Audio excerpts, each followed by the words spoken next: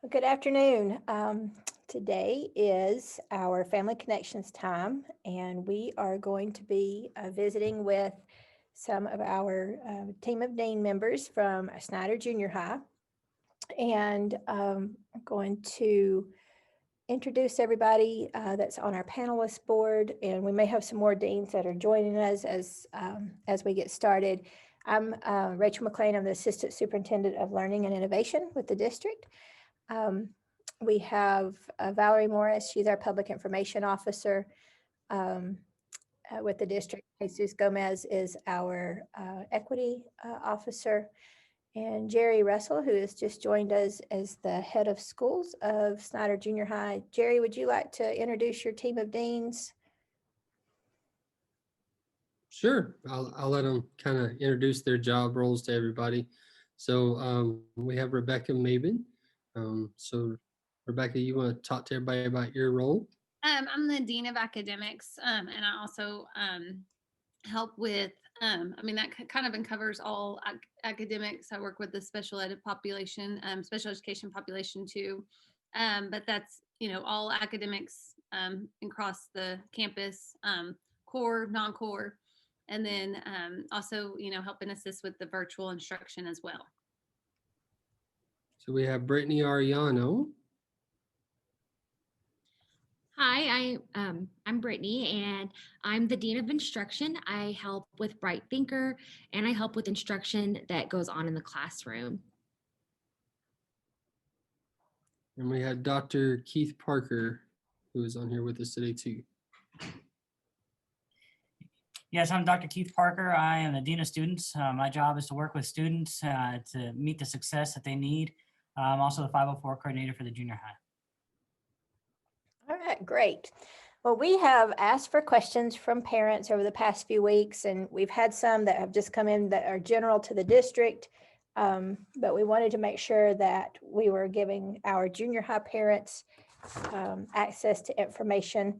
And so I'm just going to ask questions, and deans, you guys, jump in where you want to. But our first question is, what happens when a student at the junior high is sent home to quarantine?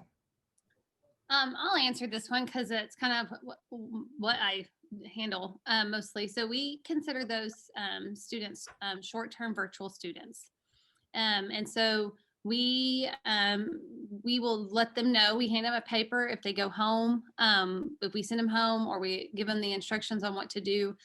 They're to follow their daily schedule. So whatever A, B day it is, they log into their Google Classroom to see what the assignment is. And then also in their Bright Thinker too. We look at how they're doing in terms of Bright Thinker, how many minutes they've been to show kind of progress if they get counted for attendance in that.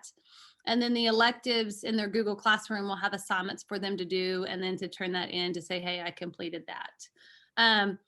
We also have a secretary up front that will look at attendance. So after the teacher, make sure that they've done their work after the 72 hours, after the 24 hours, after 7:59 a.m. the next morning, to see if it's completed, then the teacher should count them, absent or present, virtually present.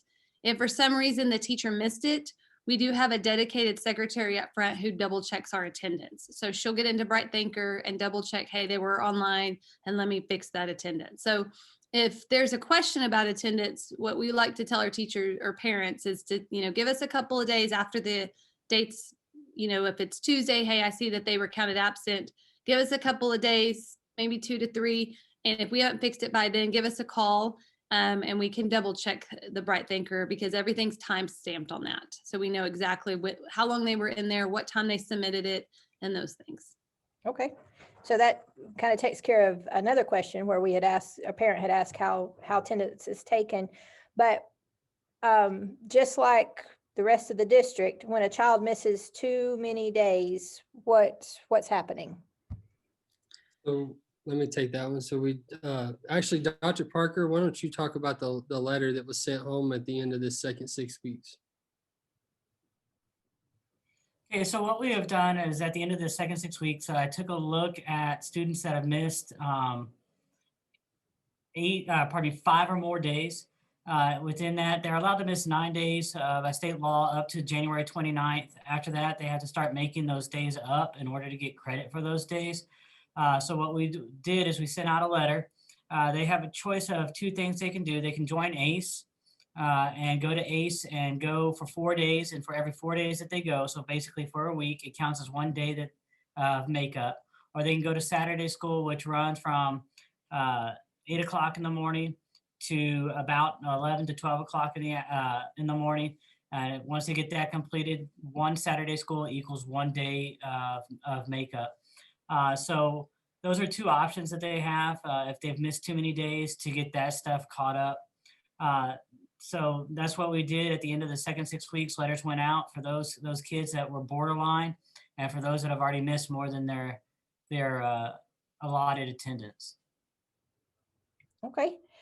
I've heard some references to Bright Thinker. And so just talk to us about the Bright Thinker program and how blended learning works and how the teacher's role has changed with the Bright Thinker program. Sure. So Brittany's going to talk here in a minute about how Bright Thinker works in terms of actual instructional methodology. I'm going to talk to you more though about how it's changed our learning environment. So as part of our partnership between Responsive Education Solutions and Snyder ISD, one of the big components of that partnership was that we were going to start our Project 2020. In that initiative, we have what we call the IQ learning system, Precision Mastery IQ learning system. And so there's 4 components of that. And so we have directional style of teaching, which is what a lot of us faced in whenever we went to school. Somebody stands up front and lectures. That still is a critical component of understanding curriculum. And so that's something that we're not going away from, but we don't want it to be in the entire 100 minutes of a course. And so that is one of the 4 components that teachers are utilizing to give students instructional pedagogy. The second one is that we do positional learning. So in positional learning, those are project type things. Those can also be where the teacher positions themselves in a way that they're not direct teaching, but the students are still collaboratively learning together. Now that can be done through games, through computers, through paperwork based stuff, through teacher created materials. So it's a blend in that learning environment. We have elevational learning, which deals with more research-based initiatives. And so in that scenario, students are looking up information. They're trying to figure out, where do I search for that information? And then they tie that back to maybe some sort of project or something along those lines. So let's see, I've gone through directional, elevational, positional. Connectional is the last one. I'm sorry, I've got to go through all 4. So connectional is connecting students with the learning itself. And so that a component of connectional is Bright Thinker. Another connectional component could be a Kahoot or a quizzes or Flipgrid, and I know some of the students, GymKit's a big one right now that teachers are using. That's a connectional piece. And so it's connecting kids through the learning. It could be a book, reading a book in the middle of the class. In an ELA art class, that's connectional time. It's connecting kids to the learning. And so those are our 4 big quads that we call them. And so our teachers are asked to operate within those 4 quads at least once a week. And so we want to see those 4 types of learning happening throughout the course of a week. Some teachers are able to pull that off all in one sitting. Other teachers are not. And so they may do 2 today and 2 tomorrow. So it does look different than what you would have seen traditionally in the Snyder ISD junior high course. That instructional pedagogy is changing. We are doing a lot of work with our teachers as far as training them in the ways of how to do that with students. And so it's still a work in progress because this is the first year of implementation by our staff. And it's a work in progress for our students. It's the first time that a lot of them have experienced learning in this way. And so, we just ask that everybody be patient with us as we kind of move forward with this instructional pedagogy. And Brittany, you want to talk about just Bright Thinker in general and maybe some of the, we did have a question that came in later. So I think maybe in your answer, discuss, well, the question is the purpose of students, once they take a quiz, they're not able to see the quiz result and the 80% passing rate. So how does that work with Bright Thinker? All right, so when students log into Bright Thinker, I like to describe it as a hallway. When they first log in, they're going to see all of their sections. They're going to have their math, reading, science, social studies. Some of them have art, and some of them also have health that will be started next semester. They get into Bright Thinker, and each unit has about 9 lessons. Every 3 lessons, there's a quiz, and those quizzes go over the 3 lessons that were just gone over. And at the end of the 9 lessons and the 3 quizzes, the students have a practice test, and then they have a test. And that's kind of how every course is sectioned out, is 9, 3, and a practice test and a test. We allow students to use their notes on quizzes, and these notes are taken through the lessons that they go through. The reason that we don't give out the test questions is because there's only so many questions. And if we allow retries on these quizzes, then we're basically allowing them to see the answers again. So we really want them to do well the first time they go about it. The passing rate for a quiz is 70%. And the passing rate for a test is 80%. So those are those things that are probably have been a little bit of a misconception. Some teachers have set higher goals for their students for quizzes because they believe that they need to get an 80 to be able to pass the test. So on their quizzes, they have set those higher goals for their students. Okay, that's very helpful. So if a student is struggling, a parent has asked what, well, 2 questions. So one, how can parents see any work that a student needs to complete or what their progress is with their student? And if their student is struggling, what resources are available at the junior high to help them? Sure. So let's let Miss Maven take that question. That's kind of under our Dean of Academics.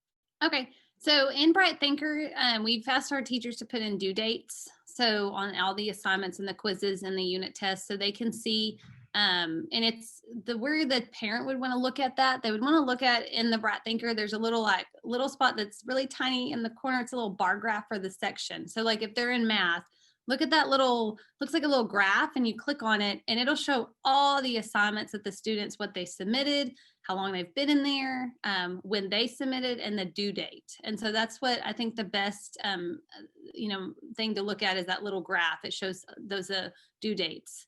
In Skyward, the teacher will put in Skyward too the assignment, and if it's something that the student's missing, they'll check the box missing.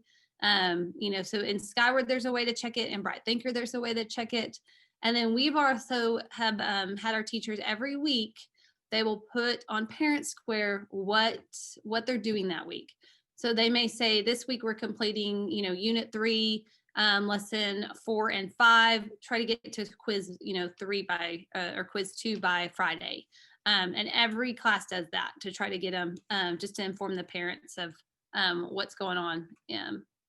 My thing moved, in Bright Thinker. So Skyward, in Bright Thinker, the best spot, like I said, it looks like a little bar graph on the students, on the student side, and then Parent Square. Weekly, everybody sends out, almost some send it out on Saturday, some send it out Sunday. Most of the time, that's when I see it, that they'll put out what they're happening that week. Yeah, so we had another question that kind of came up throughout that, and I think it's a good question. Does the parent access the student information on Bright Thinker on their student's laptop, or is there another way to access the information? So I will tell you, as a parent, the only way to really get into it is through your student. And so, your student has access to that. And so what I would ask them to do is open up their Bright Thinker. And then once they've opened it up, then yes, you can see it under the student. There's not another separate parent portal that parents have access to log in. You have to log in as your student in order to see their progress. And that's why we're trying to make sure that Skyward, as best as possible, is up to date with those things that students are missing. However, that's a lot of assignments times a lot of kids, and so we ask parents to double check both their Skyward and their Bright Thinker just to make sure. And I also want to point out, this is drastically different than anything I think anybody has ever seen. It's a continuum of learning. So just because a child fails the first 6 weeks does not mean that they are continually supposed to fail the first 6 weeks. A student at Snyder Junior High has every opportunity to go back, complete the assignment for full credit, and then pass. Now, the only difference in that is after on the test, they can, after the first round, they can only make up to the letter grade below where they currently made, or up to the 80. So that's the only thing that changes. But for everything else, I mean, we are encouraging students to take advantage of our break times. Christmas break is coming up. We had students take advantage of our Thanksgiving break that we just had. We'll have our break at spring break. Those are great opportunities. Weekends, evenings, those sort of times are great for students to be able to go back and fill in that coursework that they have either failed or did not do well on. So if I'm a student who made a B, I can go back to my first 6 weeks and complete everything with a high A and walk away with that. So, I mean, it's a continuum of learning. So I think that that's something that's different than what has traditionally happened in the past, where once a failure, always a failure as far as the 6 weeks is concerned. That's not the case. Just because they fail a 6 weeks does not mean that the next time you see that report card, that the second 6 weeks, now they just passed it. Now, the only way that matters is when it comes to the UIL academic eligibility rule. Students are still ineligible for 3 weeks based off of where they scored at the end of the 6 week marker. But outside of that, I mean, everything goes back to normal. So they can go back and retake those at any point for full credit. Do you mind, can I share my screen to show? Is that possible?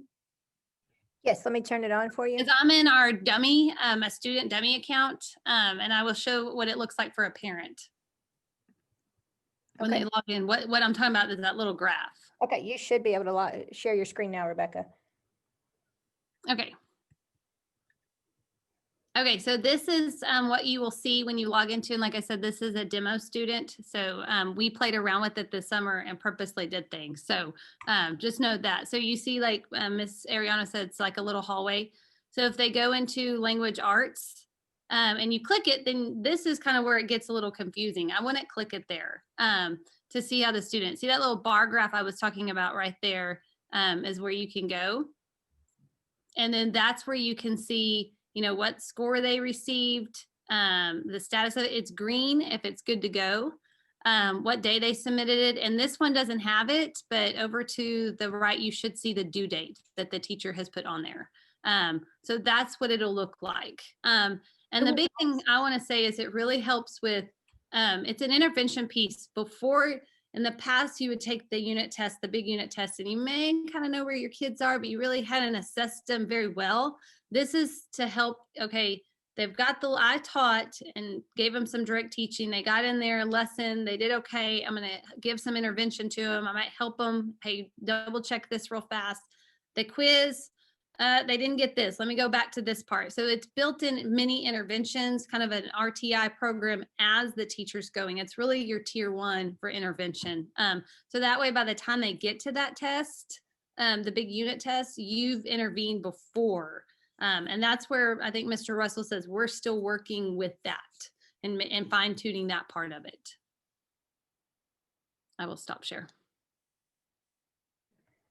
Okay, awesome. And so the parents need to log in or have their student log in so they can see that screen that you just shared. And then all of our students take home their computers. So you can say, hey, let me see your Bright Thinker. What's going on? Perfect. So the official grade book is still Skyward. but the parents can see the progress of the student in Bright Thinker. Yes. So we talked some about those programs and access at home. Those have been some questions coming in. Talk to us about the academy at the junior high and what we've had, a parent wondering exactly what that program is. Okay, so I'll field that one since Mr. Summers is not in this meeting today. Seth Summers is our Dean of the Academy, and it looks a little different than what we originally had in mind whenever we first started this. I'll be honest with you, but it's an optimal learning environment for students, and so sometimes. We have some students in there that weren't being successful maybe on their virtual school and decided to come back on campus, but parents were a little worried that they may not be able to keep up with the rest of the class. And so we talked to them, we made a plan for that child, and then they started working with goals in mind. Now there are some caveats to the academy. They don't go out, the students that are in there do not go out to elective courses. They do have a PE time, but outside of that, they don't have other electives. So they have more time to work in their core courses. We also have students in there who are actually well ahead of the course, who are working to try to get high school credit. And so they move faster than the norm of the class, the mean average of the course. And so the parents of those students have decided that they want them to go ahead and press forward in their academic studies. And so we take each one of the students in an individual case-by-case basis, based on student need, based on parent need, based on where data that shows how the students progressed in the past and is also progressing this year. And then we make an informed decision. After the time that the student is placed in there, we track their progress in the academy. If they're unsuccessful, then we start looking at other learning opportunities for the student and developing new plans. If they are successful, then we give them a choice to either stay or to opt out. So it's a continuum of talking to parents, setting up meetings, but it's not one of those situations where a student says, I'm going to the academy a day, and we say, okay, let's do that. No, that's not the way that works. There's a lot of prep work that goes into that. And ultimately, it comes down to all the deans meeting with the parent, meeting with Mr. Summers, and then Mr. Summers has an intake-outtake process that happens. There's lots of goal setting that happens in that environment. And then but it's based on individual student needs. Okay, sounds like a great program. And as a person who has seen the classroom, I've been impressed. So that's awesome. Great. Let's see, we have a question regarding MAP. And so tell us how you are using, well, for the junior high parents may not have heard earlier, what is MAP and how you guys are using the data to support students and how parents can use the data to support their own children. Okay, so MAP is a norm-based reference test, which means it compares students to other students of their age and grade level on a national norm. So it graphs them out on where they should be in math, reading, science, and writing.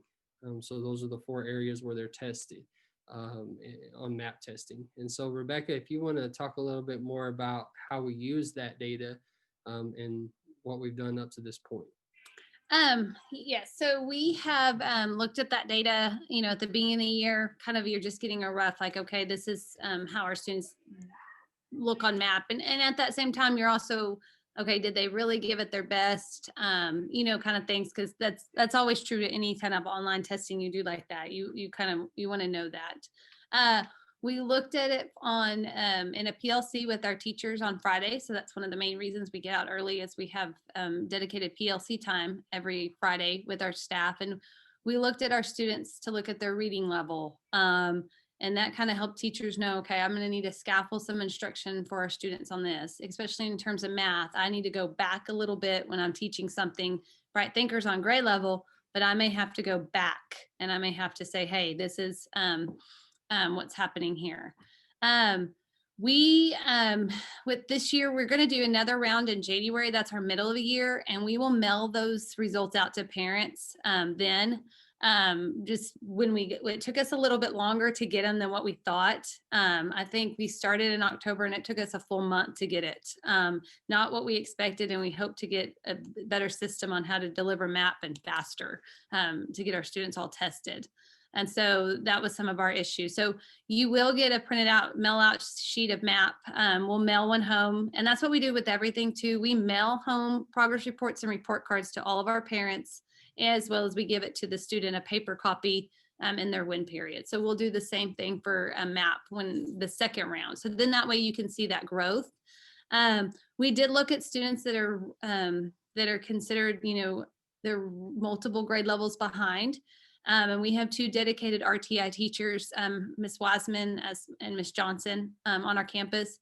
They started with the intention of pulling with MAP, and then they worked on helping students who came back from virtual, who might have been behind, who missed the first week of school, which is really hard, who were long-term virtual and it wasn't working.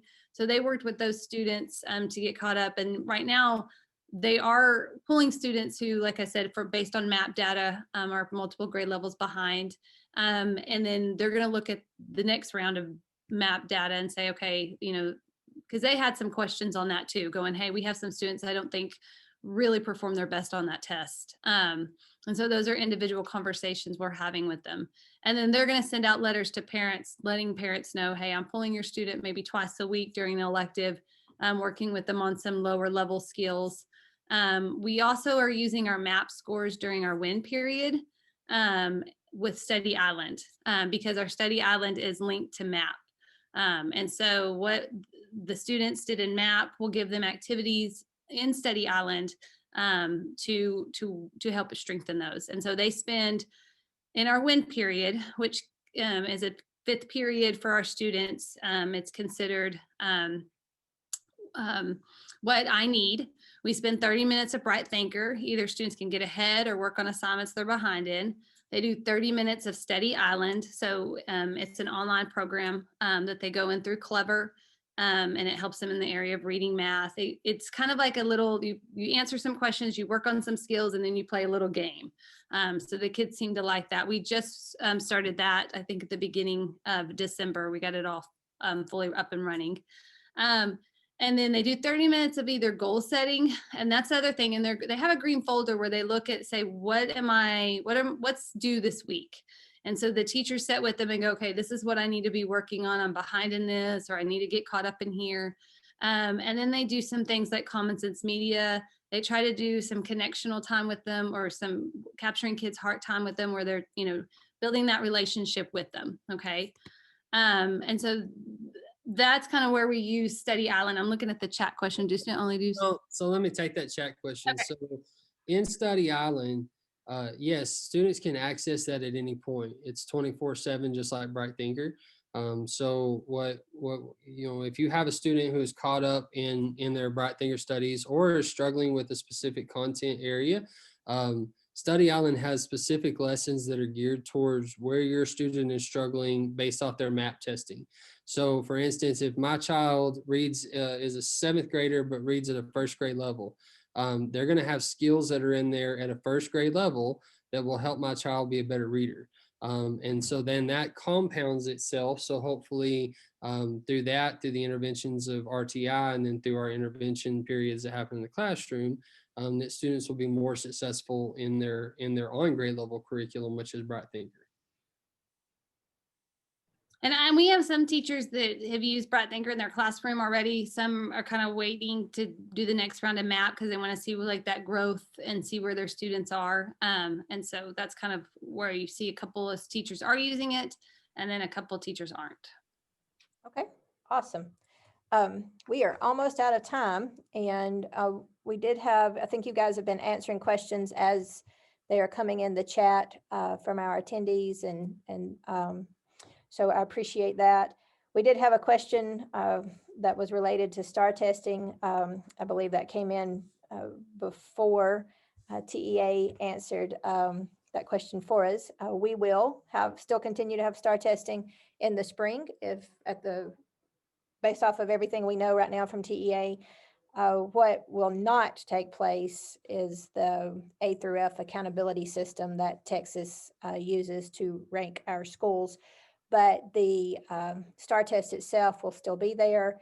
And we use our STAR data to help guide where students are missing information and filling in these gaps. And so you've heard the deans talk a lot about MAP and Study Island. Those are all tools that we use to fill in holes with our students to make sure that they're ready for their high school experience. But we also use that STAR data. So even without the accountability, we will still be looking to have our students test and participate and be here in the spring. But that's several months down the road. So that'll The be. only difference is we won't, in 8th grade, we will only take one round of math and reading. So Yeah, we that will not have that SSI testing like we normally do. So, but we will have some data coming out after that initial test.